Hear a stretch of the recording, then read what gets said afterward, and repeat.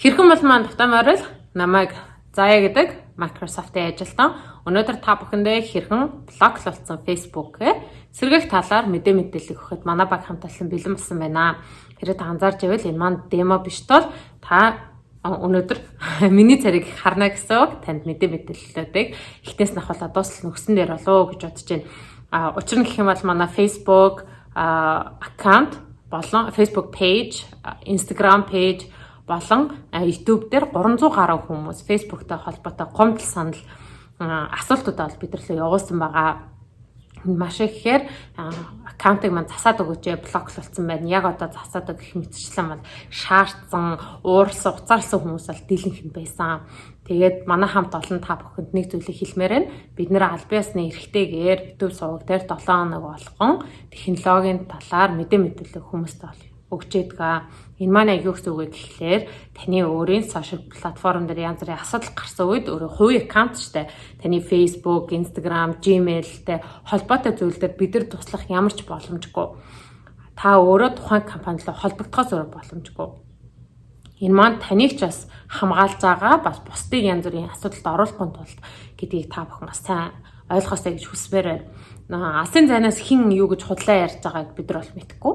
Тэгэхээр Facebook маань өөрсдөө шүүгээд асуудлыг хараад засдаг байгаа.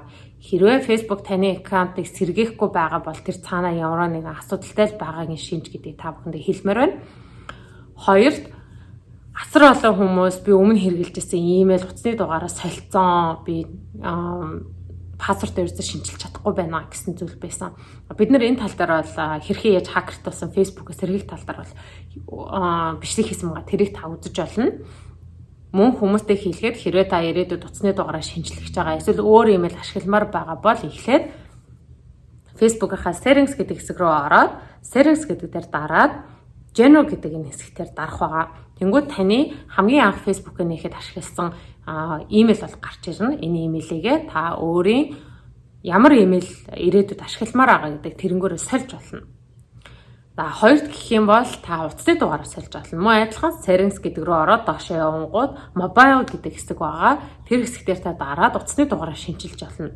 Хуучин утасны дугаар болон шинэ дугаар хоёулаа бийжиж болно.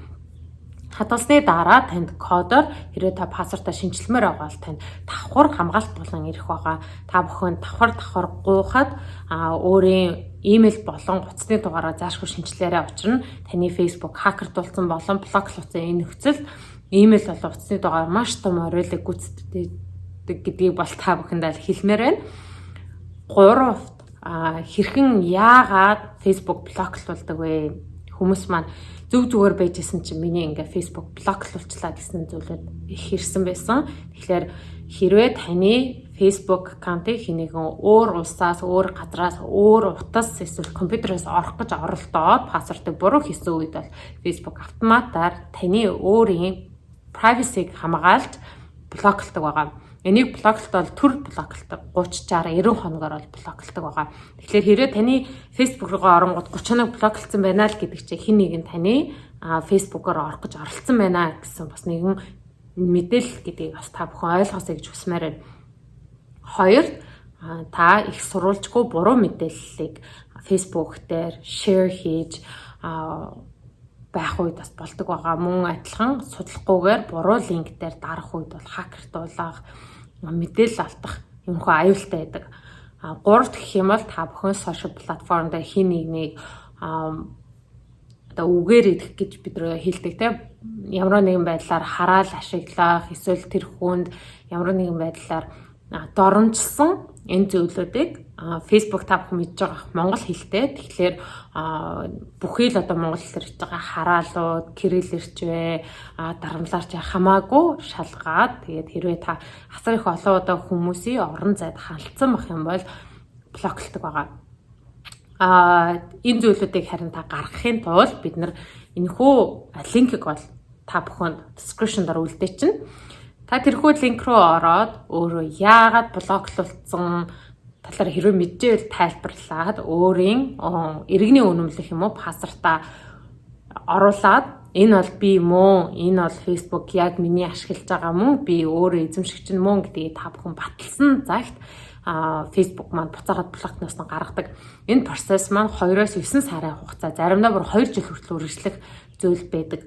Тэгэхээр хэрвээ та 2 жил үргэлжлүүлнэмээргүй яаралтай энэ зүйлийг нэмэр аваад та 7 хоног болгоо өдрөө болгон Facebook руу яг энэ линкээр дамжуулан учир шалтгаанаа бичээд өөрийнхөө иргэний өгнүүлэх пассвортаа Facebook руу явуулснараа Facebook энийг шалгаад энэ шалгалт маань Facebook өөртөө хийдэг. Яагаад энэ зүйл босон, яаж бид энийг засаж болох вэ гэдэг. Үнэхээр алдаа гаргацсан хэрвээ таныг бас окей ийм асуудал байсан юм байна гэд буцаага сэргийх юмтай асуудалгүй өөрийнхөө Facebook ашиглаж болох байгаа. Тэгэхээр та бүхэн маань сошиал платформ дээр энийгээ хүндэтгээд буруу мэдээлэл тараахгүйгээр өөрсдийнхөө аюулгүй байдлыг хамгаалж бас зөв зохистой хэрэглээсэй гэж та бүхнээсээ манай баг хамталаа хүсмээр байна.